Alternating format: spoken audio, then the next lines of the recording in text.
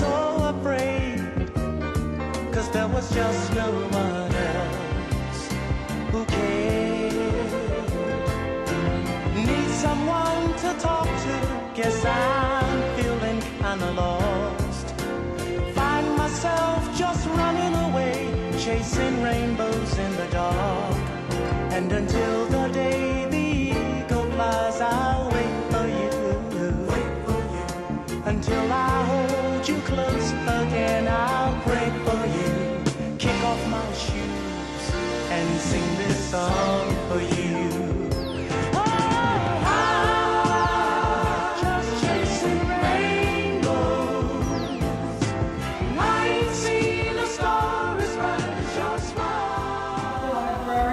My name is Carol Gilliam. I'm the Black Heritage Librarian, and I'm going to be your Mistress of Ceremonies today. You all look beautiful. Black girls rock, don't they? You really do look beautiful. Self-esteem is a term in psychology used to reflect a person's overall emotional evaluation of his or her own defined as one's self-worth. How an individual views him or herself. It is an attitude toward the self and a judgment of oneself. It encompasses beliefs and emotions. As mothers, and many of us are, we battle every day to raise strong, healthy black girls who have a love of self and their race. We are constantly being bombarded with these false images of beauty. Black girls rock is more than just a statement. It embodies all the good that women who look like you and me portray. We are mothers, daughters, sisters, nurses, doctors, teachers, librarians, wives, engineers, scientists, and athletes. We have the ability to rise as high as our God-given talents. We are singers, poets, chefs, artists, and so much more. When we use the term black girls, it is inclusive of all indigenous and original people on the face of the earth, from Latinas to Haitians, from those on the Isles of the Pacific to the West Indies, Trinidad, the Philippines, all the African countries to the shore of the Nippon Islands and Japan. Black is universal and oh so beautiful. It comes in many shades and hues. Just look at the woman sitting next to you. Take a look at it. We come in an array of different tones, from cafe au lait to mahogany, all the way through caramel complexion to cappuccino. It would take a lifetime to put a name to every skin tone. Black girls' hair rocks also, and I mean seriously. You have the ones like the little girls who like to wear the Afro puffs. Then there are the natural curls, just wash and go.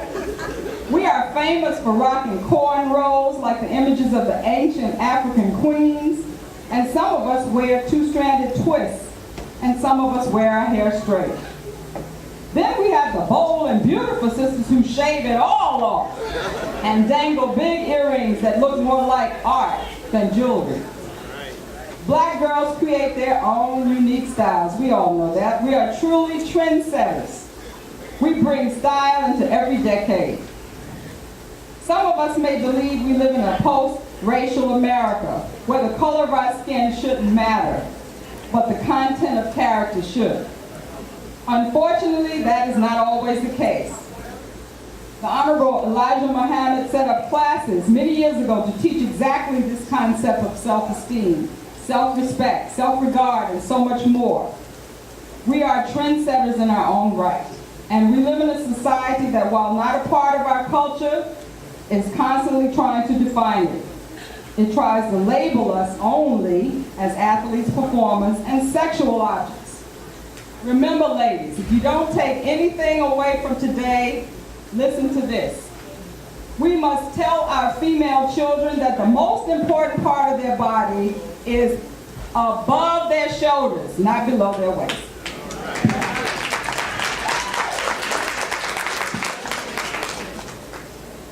And finally, author Marianne Williams said it best. Our deepest fear is that we are powerful beyond measure. It is our light, not our darkness, that most frightens us. We ask ourselves, who am I to be brilliant, gorgeous, talented, and fabulous? Actually, who are we not to be? You are a child of God, all of you. Your playing small doesn't serve the world. There's something enlightened about shrinking so that other people won't feel insecure around you. We are all meant to shine, as our children do. So remember, we are all born to shine bright. The light that's in us, it is not just in some of us, it's in everyone. Accept your own and be yourself. Have a great day, ladies. So at this time, we're going to have our first musical performer, and then I will turn the program over to our wonderful director, Ms. Joy Rankin. Our musical guest is a hometown girl. She's right here from Long Island. Her name is Brandy Younger. She is classically trained and active in jazz and popular music. She is known as a hybrid artist. She grew up in Hempstead and Uniondale and has earned degrees in harp performance and music management at the Hart School of the University of Hartford. She earned her graduate degree in music performance and composition at the Stein Hart School, NYU. Presently, Brandy is on the harp faculty at Adelphi University and the University of Hartford.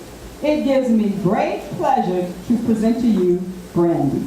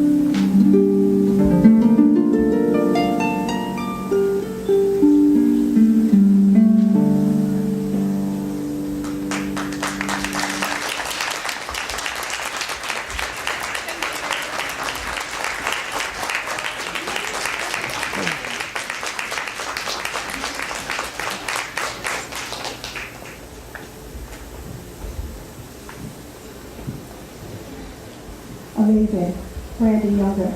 Can we give her another round of applause?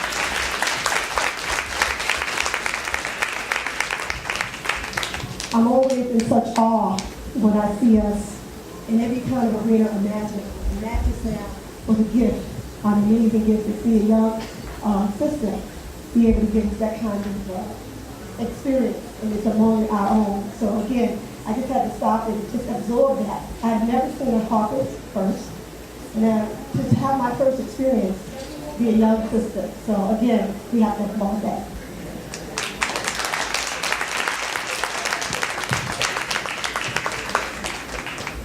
You guys have probably seen me running around making all kinds of these technical movements with the mics and the computer and the lighting and so forth. So I'm going to ask you again to bear with me while I get this mic together so I don't have to hold it while I talk.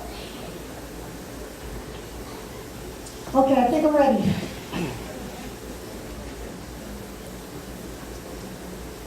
I just got to watch out for a minute and look at you first, because that really gives me inspiration to talk. Not always the paper, it's not always the program. When I look out and I just grab a view of all of this, it's powerful. It's powerful. Okay, I'm going to start by sharing a narrative, and I know this is supposed to be welcome to get the kids on stage and get the programs on, but I think it's important that you understand how I feel about coming full circle and landing right now at this time, in this place, and in this spot. When I was about 14 years old, I had one of my first jobs at the Roosevelt Youth Center over in Mansfield.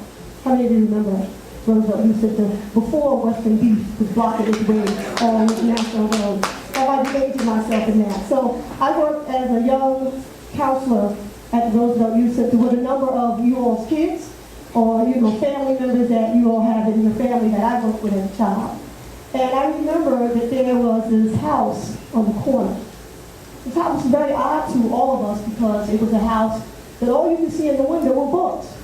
And we thought the most bizarre person must live there, because all you could see were books from every window, every, the doorway, the door open, that's all you could see. And I kept thinking how odd that was for a person to just have nothing but books in their house. And for me now, so many years later, to think about observing that and realizing at some point of being told that that was the Roosevelt Public Library. And for me to be standing this time, this day, in front of all of you in this amazing auditorium, that you have to know there's probably only about 10 national libraries that have auditoriums, and this one is the standard art one that is discussed among everybody. So again, I welcome you to a first tour.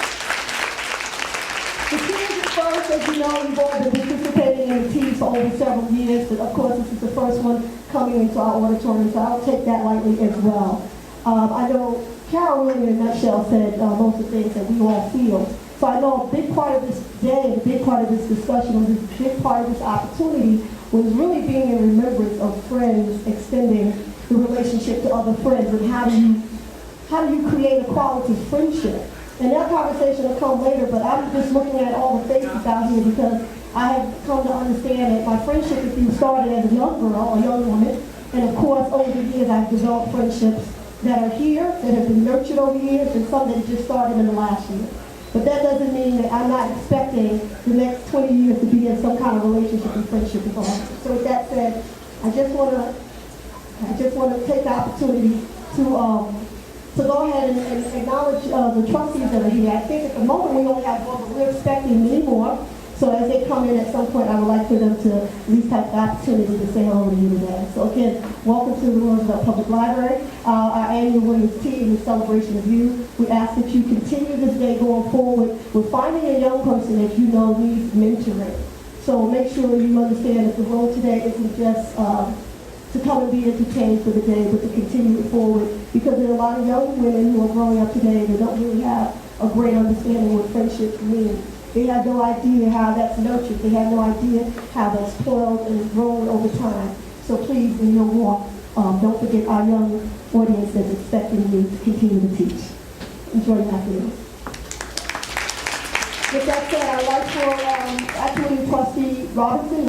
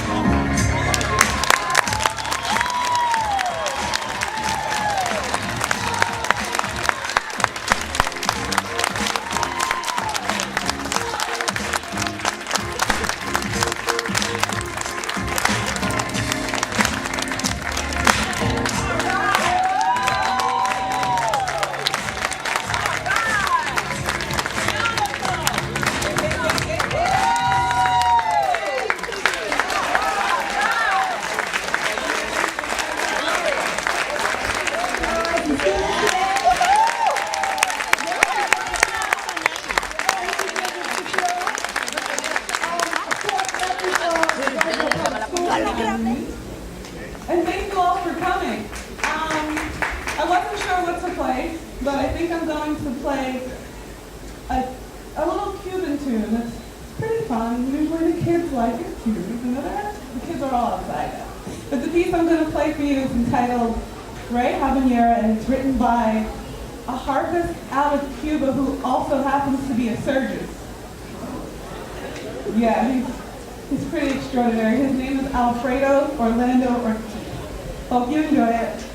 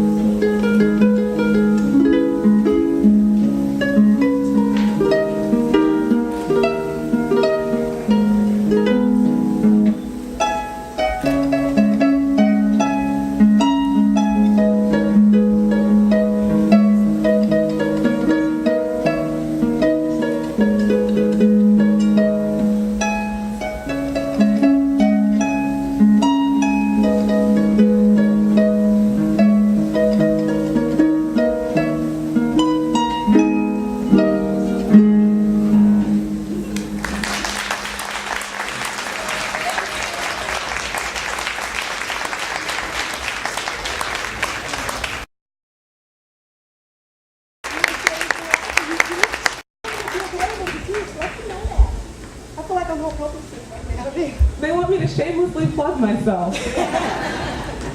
Yes? Your card. Okay, I have cards, and if I don't have them on me, they're in the car. I am a harp teacher, so if any of your children are interested in harp lessons, I teach in Uniondale, and I teach adults too, so if any of the adults want harp lessons, I do teach. Any other shameless plug? It goes towards sustainable living efforts. I have a cousin based in Milwaukee, Wisconsin, organization called Growing Power, which some of you may have heard of. And my cousin, he builds the White House farm with Michelle Obama. He's got that whole sustainable thing going across the world. So I have these little journals that I sell and I donate to those efforts. And yeah, CDs, journals, harp lessons, harp concerts, jazz quartet. Shameless plug. Thank you.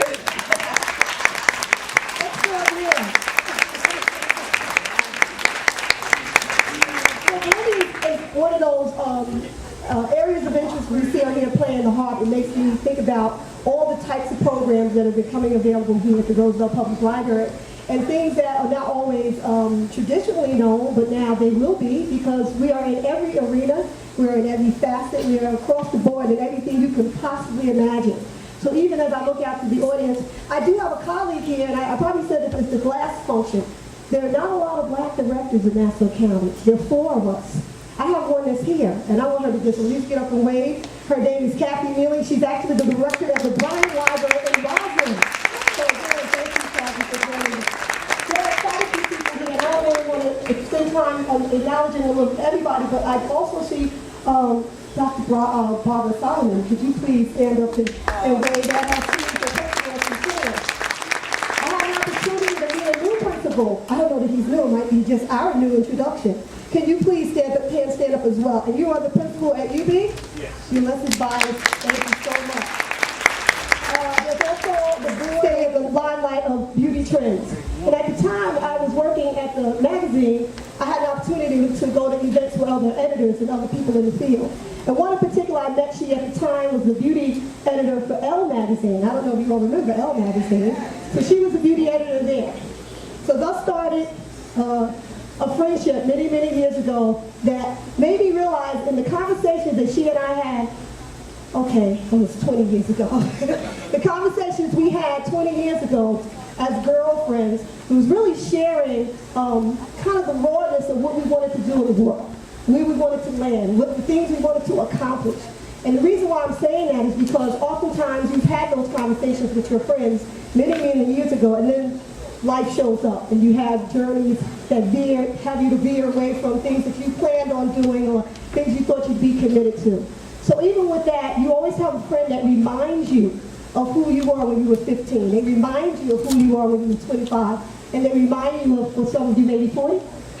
But anyway, all that to say, I have an amazing young lady that I want to bring to the stage. She's gone on to become also the editor for Heart and Soul magazine. I don't know if you recall that magazine. That was around for some time. And she actually went back to the post of beauty director for Essence magazine. She has a number of other projects that are all over the world and have really impacted women and young ladies in particular. So without further ado, I would like to bring Corinne Corbett, very good friend of mine, to the stage.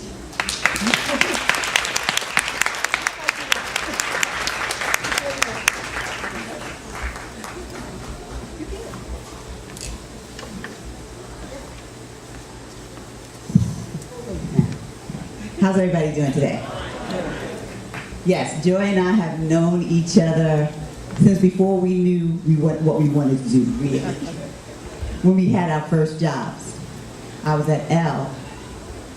And you know, one of the reasons that I bonded with Joy is because I'm from Queens, from St. Albans. And when you meet somebody from your area in the world of magazines, you're excited. You're like, girl, I know you. I really know you. Because in that industry, I worked at Elle. There were 3 black people on staff, and I was the most junior person, and I didn't want to breathe wrong, if you know what I mean. Didn't want to breathe wrong, didn't want to say the wrong thing, didn't want to talk too much about my background, because I don't know if the people would understand. So when I met Joy, I was like, ooh, somebody I can talk to. And when, this morning Joy and I were talking on the phone, and I said, okay, I'm going to talk about friendship. I know exactly what I'm going to talk about, but I'm going to tell you about my day. This morning, got up, started putting together this PowerPoint of all these beautiful black women, relationships, put together some talking points. Knew exactly what I was going to talk about. Then I got on the road. I live in New Jersey now, so I moved from Queens to Brooklyn, and now I live in New Jersey. Got on the road, was moving slow, moving along easily, and I got over the Verrazano Bridge. And you know that turn for the belt? It was all the way back into Staten Island. That was my first sign that this was not going to be the day that I thought it was going to be. So I saw how long the line was, so I got on the BQE, and I took a scenic tour of Brooklyn, Queens. And on the way, I realized that, and I'm that kind of person that when things don't go my way, I start rushing. What am I going to do? I'm calling Joy on the phone. Oh my God, oh my God, oh my God, oh my God, oh my God. And then something told me, I think it was God, slow down. Slow down, because you're going to miss the moment. It's all about today, I realized. So when I got here, Joy already knew I was going to go left. Because I was going to talk about friends, but really what I need to talk about is don't miss the moment. Because too many times in our lives, we're so caught up in our to-do list. How's it going to be when we get there? We've organized something, particularly if we're going to go into an event, or we're giving an event, or we're going to work. We're like, okay, this is what's going to happen. I'm going to say this, they're going to say that, the meeting's going to start on time, the meeting's going to end on time, and then when it goes left, or it doesn't go according to plan, we don't know what to do. But oftentimes, in that moment, something beautiful is happening. Or something that can teach us a lesson, and we've got to be aware of it. So let me tell you what I learned on my lesson, on my drive in the traffic today. So, as I said, I'm from Queens. So around about Farmers Boulevard, that was my exit on the Bell Parkway, I realized that if I had not been caught in that traffic when I got to that exit, I wouldn't have realized how much I missed my parents and how much I missed getting off that exit. Because my parents died about 10 years ago. And I loved just going to see them, getting off that exit. I loved that routine.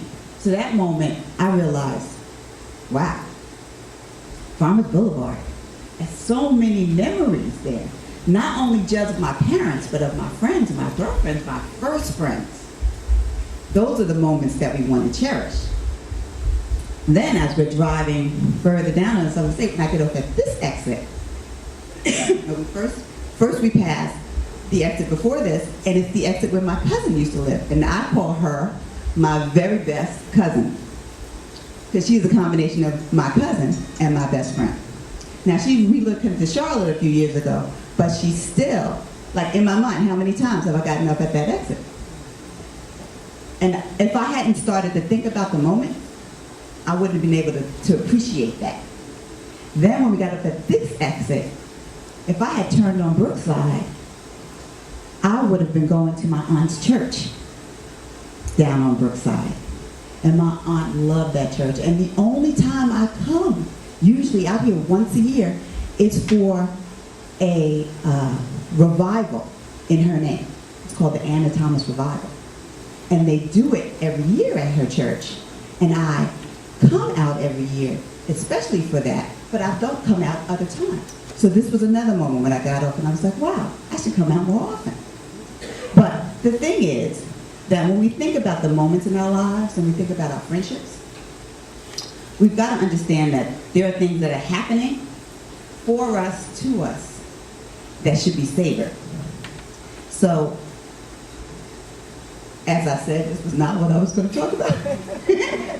So bear with me. But I wanted to talk about some significant moments in my life. So most recently, I left Essence. Now, it wasn't something that I was planning to do, but it happened anyway. I was a beauty director at Essence for about 3 years, almost 3 years. And I don't know if everybody's aware, but Essence is owned by Time Warner, and they did a number of layoffs. 500 people lost their jobs, and I was one of them. And in that moment, when that happened, I didn't feel sad at all, because I felt like this is the moment for me to do something new. This is my moment to change. Because I've been doing magazines, and I'm going to say the year, for 25 years. And since that time, it has changed significantly. And while I cherish all of the relationships that I've built and all of the accolades and free product, because if you do together, you get a whole lot of free product. I packed that up, by the way, into the home, because I'm not a fool. But I cherish all of that. I really, though, my heart is saying it's time to do something else. It's time to actually be among people, as opposed to writing. Because it's communicating via writing, communicating via blog, because I also have a blog. That's one thing. But communicating with women, one-on-one, in groups, that's on a whole nother level. That is more, to me, that is where my heart lies. So I decided in that moment, instead of being sad, because I got all these phone calls, oh, I heard, girl, are you shocked? Girl, what you gonna do? I'm fine. My response was, this is my moment to change. Not, this is my moment to feel sorry for myself. And for you to come and feel sorry for me too, and we can have a pity party together. Instead, this is the moment for me to shine. And so when we come up at adversity, we have to look at what our response is going to be. Because we all go through stuff. We all go through stuff. And when that happens, we don't realize that we have a choice in how we react. We react first often like I did this morning. Oh my God, what I'm gonna do? Oh, I'm just stuck in traffic. Why am I reacting like that? Then when I had the moment, because I had no choice, because I was sitting in the car, I'm a captive audience, to have to think about, slow down, think about what's going on. And besides the fact that the Holy Spirit planted this don't miss the moment on me on top of everything else, I got to see. But it's a moment that becomes really, really important. So then I can look back at the transition, which only happened like a month ago. But look, within the month, I'm in front of you. I'm in front of you. And we had not even solidified this a month ago. We had talked about it, but when you work for a big corporation, you have to get a lot of approvals. Every time you do something, you have to ask this one, gotta ask that one, and they might tell you no. But God saw something else, obviously. I'm gonna do this so that she can do this. So here I am today, in this moment for you.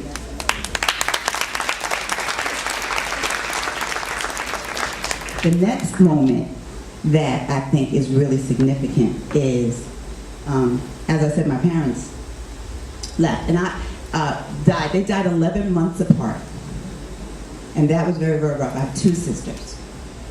But what I saw in that moment, the moment I did not miss, is my friends.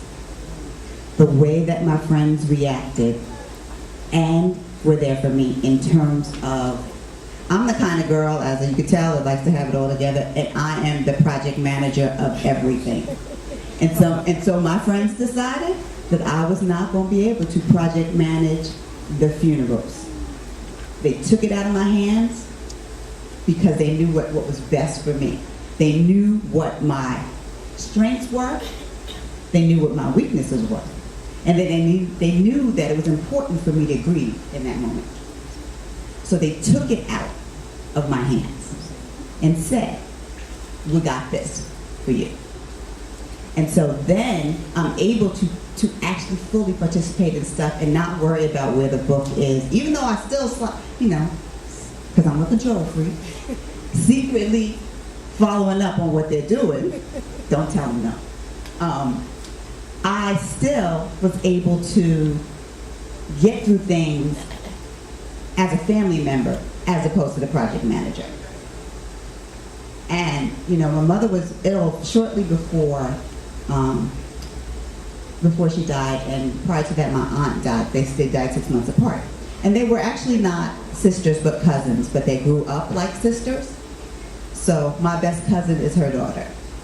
And while my mother was in the hospital, I remember this moment because it was critical, and it's something that I share with other people.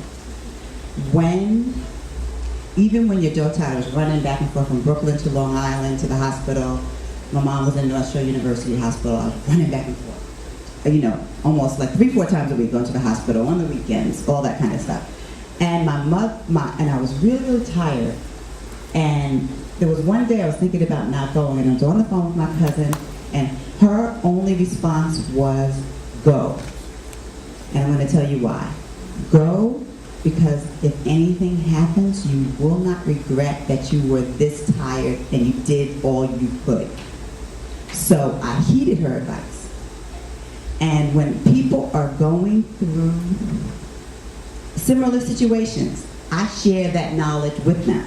So in our moments of distress, we're still learning lessons that we can share with others, because you don't know about these things until you know it itself, when you experience them. And when you experience them, you're overwhelmed. And the only people who can give you advice are those who have already done it. Your friends who have the best intentions really can't tell you how to feel or manage or what you might feel. But somebody who has gone through it right 6 months before you, look how God placed that in our lives, like, so that we could actually learn together how to do that. And then there was the moment that started my career. The moment I went to Pratt Institute. As I said, I grew up in Queens. I decided I wanted to be a magazine editor. I didn't know anybody in magazines. I didn't know how to get a job in magazines besides taking a typing test. And taking a typing test got me nowhere. So I got a job at Women's Wear Daily. It was my first job as a secretary. And one of my responsibilities was to take obituaries over the phone. That's how much fun that job was. And from the moment I got there, I knew this was not the right job, and it was not going to lead me to L. But actually, that job did lead me to L.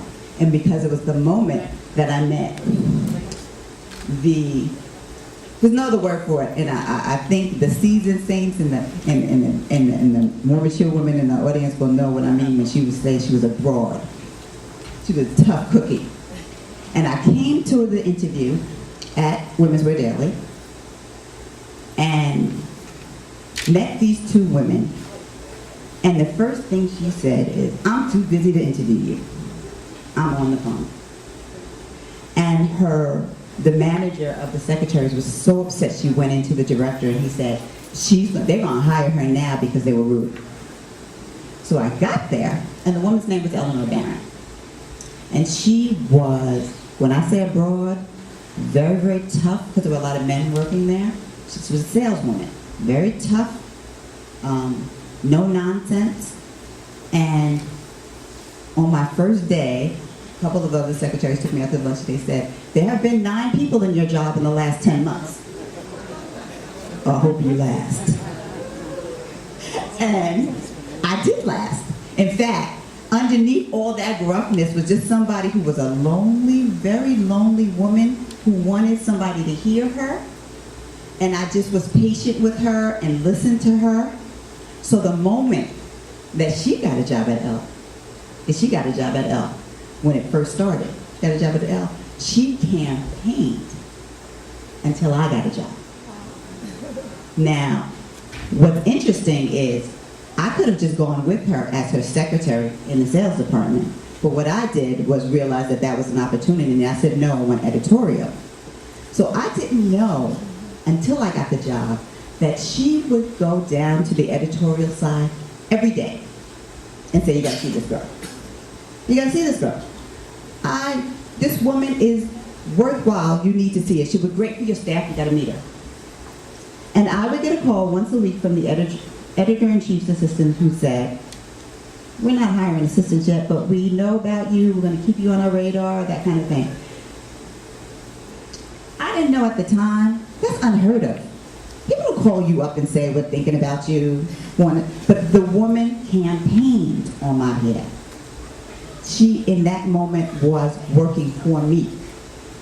And I went and interviewed for a fashion job, for the fashion assistant job. And I talked to my sister, and she told me, my sister's a psychologist, and she told me, you know, when you go in an interview, you should wear a suit. A blue suit, a white blouse, new hosiery. Well, that's true everywhere but in magazines. So I went to the magazine interview in a navy blue suit with a white blouse and some sensible pumps. And guess what? I didn't get that job. Because it was a fashion job. And I was like devastated. But then again, Eleanor Barron called me the next day and said, the beauty director would like to meet you. Can you come right now after work? So that way, I had to wear what I wore to work, which was my normal thing. But that didn't go perfectly either, because on the way to the interview, the strap to my handbag broke. Yeah, it's not all glamour. Like you saw Deborah wears Prada, that doesn't happen to everybody. So, strap on the handbag broke, and I was able to like camouflage it until she shook her hand out, stuck her hand out to shake my hand, and I reciprocated, and the bag went tumbling to the floor. So the bag fell on the floor, and then we started the interview. And the woman's name, she was a Hungarian woman who we later referred to as Gabriella Darling. So Gabriella Darling asked me a few questions, nothing very serious, and offered me the job.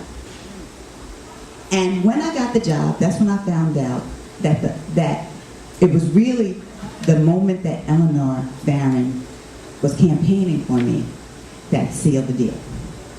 That started me on this path, that led me here today, and led me here to you. So she's like somebody I haven't seen in so long, but you know, I'm really grateful for her doing that for me and to leaving. But when I think about how we miss moments in our own lives, how we miss moments in our friendships to even acknowledge that this person is a friend. So I'm going to ask you today, who has a friend they haven't talked to in 1 to 2 years? Raise your hand. Tell the truth. You're talking to all your friends all the time? Who has a friend that you haven't talked to, that you consider a friend that you haven't spoken to in a year or two? So today, before Easter Sunday, call, write, do whatever you do to reach out. Because this is the moment. Especially if we're talking about friends springing into spring. Spring is here now. Let's acknowledge that. And it reminds me, it doesn't matter. Even if it's 10 years, it doesn't matter. Because I had a friend track me down. She broke her foot and she was home. She's my friend from L. And this is coincidence. She got the fashion job that I didn't get. Because she had better advice. And we became very, very good friends. And she moved to California a very long time ago. And I had lost touch with her. So before I worked at Essence, I worked at Real Simple magazine. But I didn't have a job where I wrote any articles. So she looked at the masthead and found my name and sent a letter to the magazine. And we reconnected. And I think I saw her twice I saw her in 2011 and twice in 2012. I don't think I had seen her since probably 1999. But it didn't matter because we remembered we had moments that we had bonded over.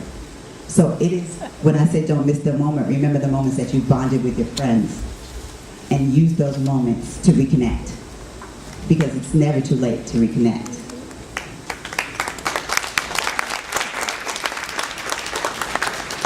Now I know it's really hot in here, so I'm not going to keep you much longer. I wish I had a sleeveless dress on. But I think the other thing about the moment is don't miss the moment with yourself. Don't miss the moment for you. Because we are so busy, especially as women, and I'm not taking anything from the men in the audience, but I'm talking to the women right now. You all spend all the time on other people. Taking care of other people, making sure everybody else is all right. But don't miss the moment when you're trying to figure out if you're all right. That is critical. So take some time, commit now to giving yourself a moment. And not just once a year, but take some moments. Take some moments to enjoy your life. Take some moments to appreciate what you want. If you love a book, read a book. Find the time. Because that to-do list, the to-do list that we create never get finished, do they? They're never done. So if they're not done, then they can wait till some things can wait till tomorrow. So this is the moment today, because you're here, for me to bring that message to you, that it's time for you to take care of yourself. Time for you to love you. Time for you to care for yourself. And time for you to create the moments that you're going to cherish. Not just with other people, but the moments that you cherish for yourself. And I wish you a really great day.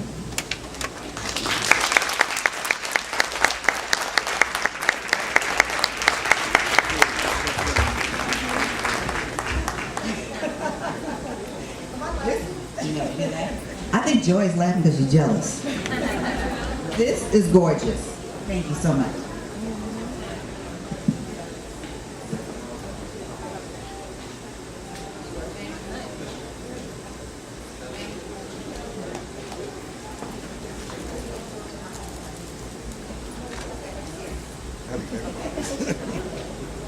Turn me up. No. Okay, before I get off the stage, while we're transitioning into the next thing, I just want everybody to get up and introduce themselves to somebody they don't know. The community knows who you are. Please, if you can, come forward, wave so the community has an idea. Is Shanae in the room? Is everyone else in the room? Oh, we work. And Stephanie Bridges, I think you all remember Ms. Bridges, who went out a couple of months ago to come back with that baby doll she has at home. So, again, thank you. Today, okay? Because I'm so hungry. And the sweet tooth I have, only a sister can break the spell. Let me reach into my spice rack to see what I can get. To make a mix that will stick to my stomach, you can bet, okay? We're gonna put in 2 cups of intelligence, 1 cup of sugar brown, because she's got to be sweet, mental, sound, and deep. Cinnamon is always good to accent the taste. A few cups of culture, so she's down for her race. You see, I won't bite into anything that's not conscious of its own. That's why I stick to chocolate and I leave the angel food alone. I'm gonna add butter, because she must be smooth. 2 raisins for the dimples that will also be cool. I must add eggs so she can reproduce. Can't leave her hanging because I like children too. I think I'll add a little salt to balance her out and a dominant profile to show she has clap. For a responsible woman, I'll throw in some yeast so she'll swell with the juices when I'm ready to feast. I'll add 7 cups of courage and into the oven to bake. Turn it up to 360 degrees to balance out her mental state. Now that it's all done for you brothers, I won't share her wealth, but I'm sharing the recipe as I'm consuming this black woman all by myself.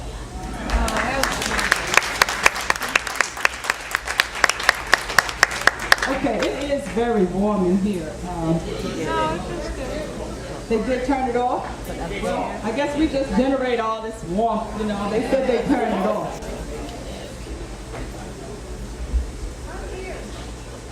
Are we ready for a surprise performance? Okay.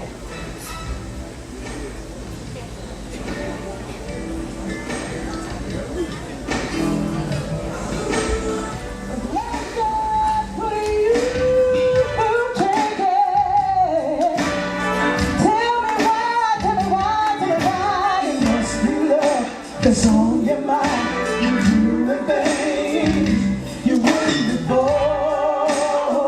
He told me you wanted better.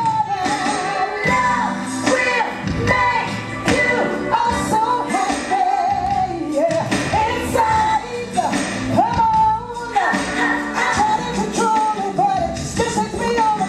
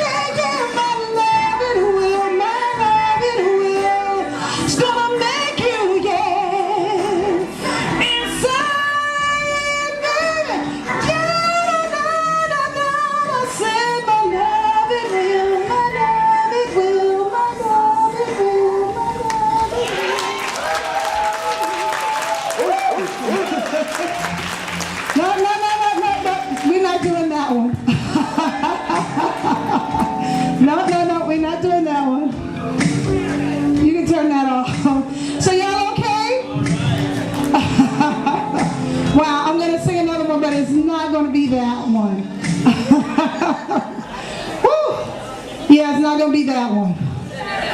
Well, what you want to hear? What you want to hear? Really? Well, see, y'all are sitting down. That's a dance song.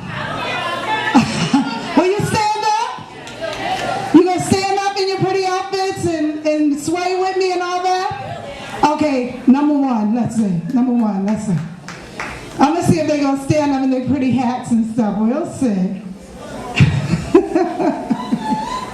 I'm ready when you are. Can you turn the music up a little bit? Come on, y'all. Come on, you know this song. There you go. Thank you. Jeez. Come on. Woo. Yeah. Woo. Come on. I'm taking off this time to give you a piece of my mind. There you go. Come on, lady. But do you think you are? Oh, I want to come down there. Maybe one day you'll be a star. How I get down? But until then, baby, I'm the one that's crazy. 'Cause it's the way you make me feel. Yeah, I don't want no romance. I just want the chance to show you that oh, look at me spin. Go, girl. I never said I would be your. Come on. There you go. But you know that I love you, baby. All right. And it's gonna be such a shame when you start loving me.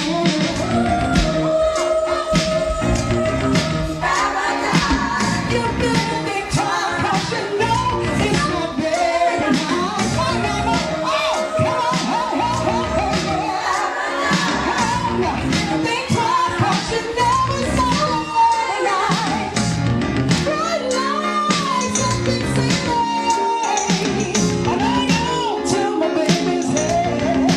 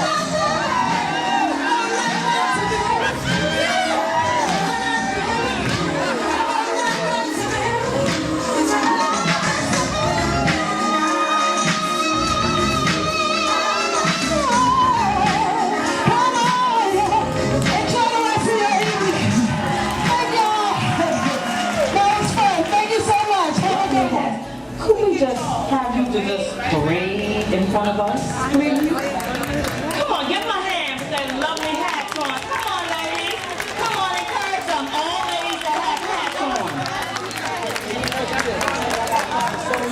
Really make a difference. If I tell you I got a prize for you, if you come and just stretch your hats. You don't have to come up on the stage, just right here in front of the stage. Come on! Come on, lovely ladies with your hats on. Come on, there you go. You wore it. So come on and show it. I just stand on this side of the stage and we can walk in that direction. So you stand and you feel like you're a little bit restricted.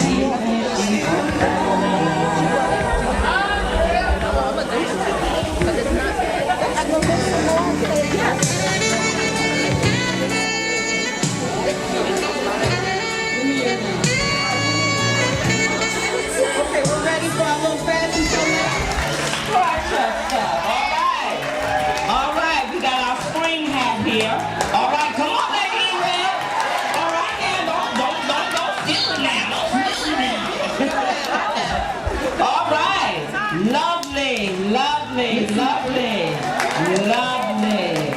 Oh, the brown is working. The brown is working. Yeah, you go ahead. Strut that hat. Strut that hat. What's that? Oh, we got a tiger in the house. Miss Molly. All right now, you go ahead.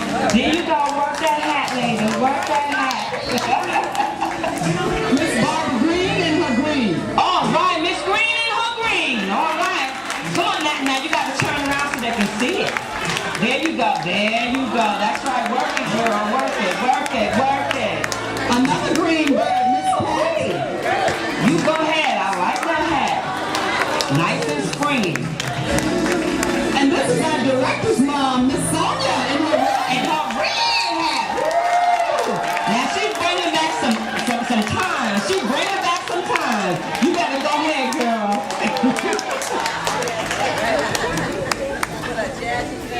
Okay, Miss Blinker Den in her beautiful black and white. Ooh, that is lovely. That's right. That's right. Work the hat. Work the hat. One of our most frequent patrons, Miss Jacqueline Murphy. You better go ahead, Miss Murphy. All right now. You better go ahead. Work it. Work it. Work it. All right. There you go.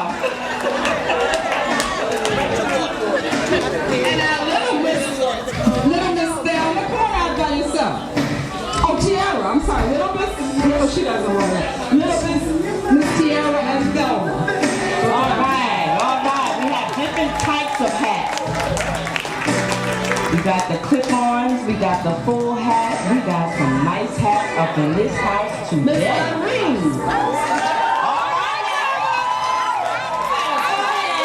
You better go ahead. You gonna let me borrow that one. Miss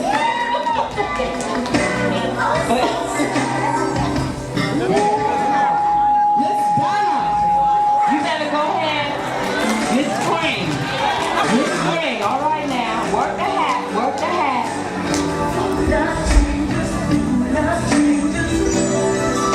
Okay, Miss Shirley.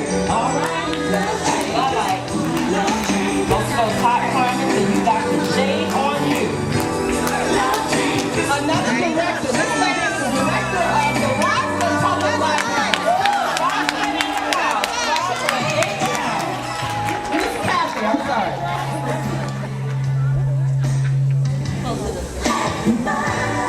Miss Pat.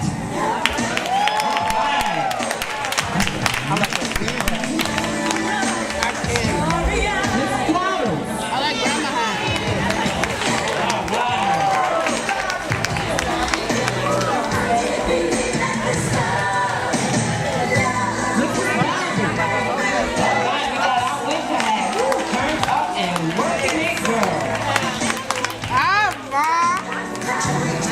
Okay, look at this beautiful color. Miss Geraldine. Magenta.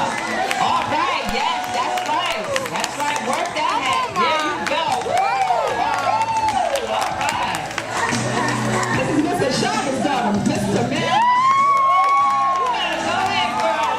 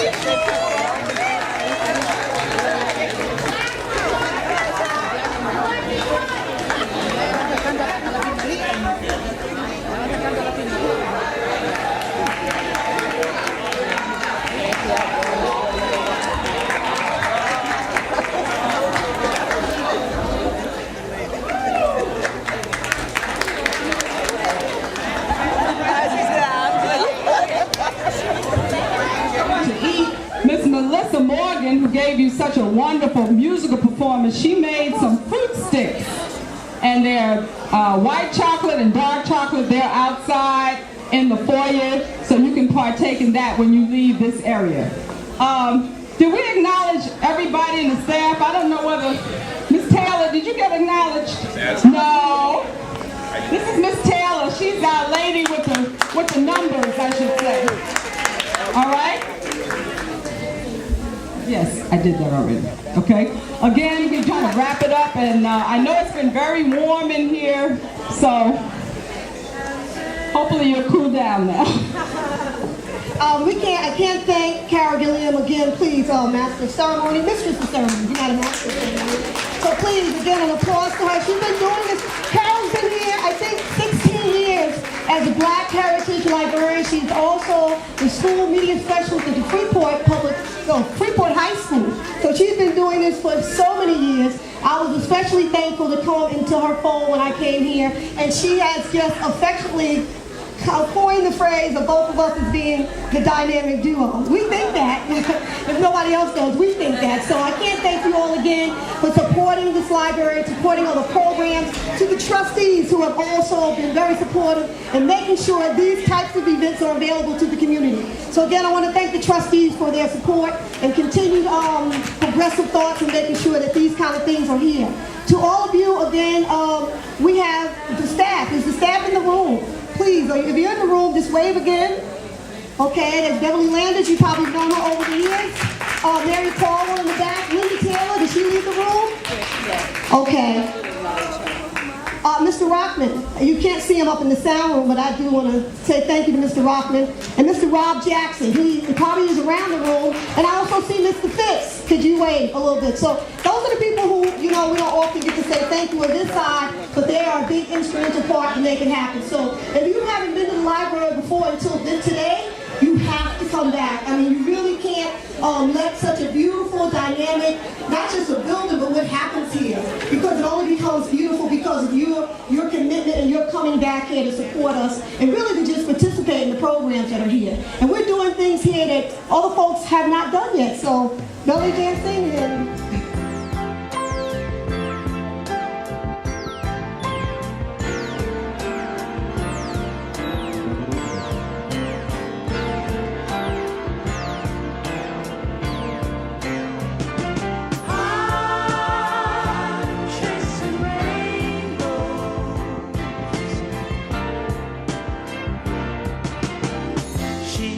away, and I was so afraid, 'cause there was just no one else who cared.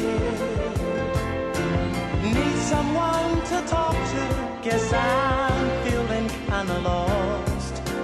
Find myself just running away, chasing rainbows in the dark. And until the day the eagle flies, I'll wait for you. Until I hold you close again, I'll pray for you. Kick off my shoes and sing this song for you. Oh, I'm just chasing rainbows. I ain't seen a star as bright as your smile.